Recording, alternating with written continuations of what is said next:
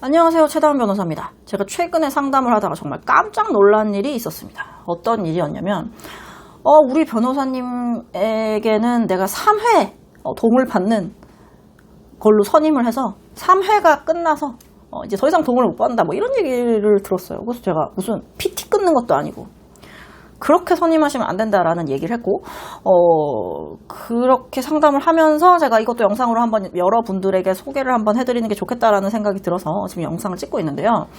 여러분 보통은요 변호사가 어떻게 선임을 하냐면 수사 단계에서부터 1심까지 선임을 하거나 아니면 수사 단계 선임하고 1심 선임하고 이렇게 선임하거나를 하고요. 그리고 1심 선임하고 2심 선임하고 3심 선임하고 이렇게 별도로 선임을 하게 됩니다. 그러니까 보통 그러니까 저 같은 경우에는 어떻게 하냐면 경찰, 검찰, 수사 단계 1심, 2심, 3심 이렇게 선임을 해요. 그러니까 뭐라고 할까? 수사 단계에서 처분이 날 때까지 내가 이 사건을 담당을 하는 거지. 그리고 1심 판결이 날 때까지 내가 이 사건을 담당을 하는 거예요. 그러니까 변호사 입장에서는 어떻게 되냐면 매번 성적표를 따박따박 받아요. 네가 이번 시험을 잘 쳤는지 못 쳤는지가 성적표가 따박따박 나온다고. 그게 변호사한테는 굉장히 스트레스입니다. 그렇기 때문에 열심히 또 하는 거예요. 그런데 티켓을 끊어서 하는 무슨 PT 선생님도 아니고 3번 경찰 조사 3번 따라가 주는 걸로 했대. 자, 그럼 그때부터 그 변호사는 아무것도 안 도와준다는 거예요. 왜 그럴까? 저는 그런 식으로 계약을 하는 거를 본 적이 거의 없는데 아마도 요즘 변호사 업계가 너무 힘들고 제 주변에도 다 얘기를 들어보면 사건이 별로 없다.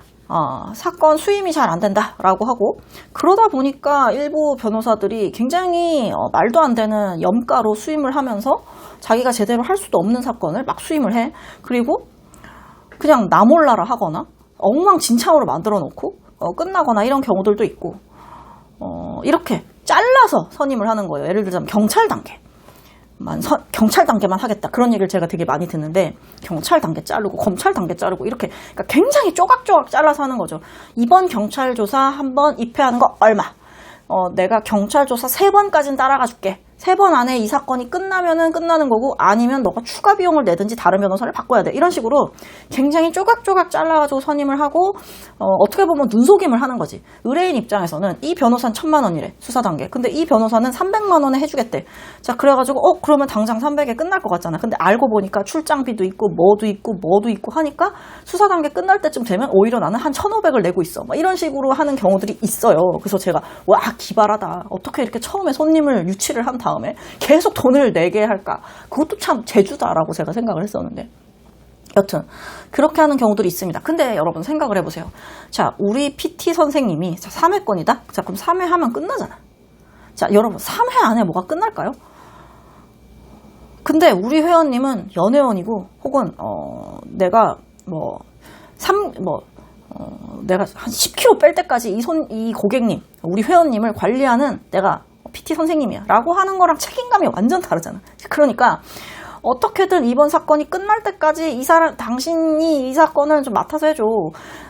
내가 구속이 된다면 혹은 내가 기소가 된다면 이 기소가 됐다는 공소장은 나에 대한 어떤 성적표가 아니라 당신과 함께 하는 성적표다라는 식으로 좀 그렇게 좀 책임을 좀 지워야 그 변호사도 책임감 있게 하지 않을까라는 생각이 들어요. 아니 변호사가 그렇지 않아도 책임감 있게 해야 되는 거 아닙니까? 당연하지. 당연한데 아닌 경우들도 많고 그리고 사실 횟수로 그냥 했다? 그럼 저도 신경 안 쓸 것 같아요.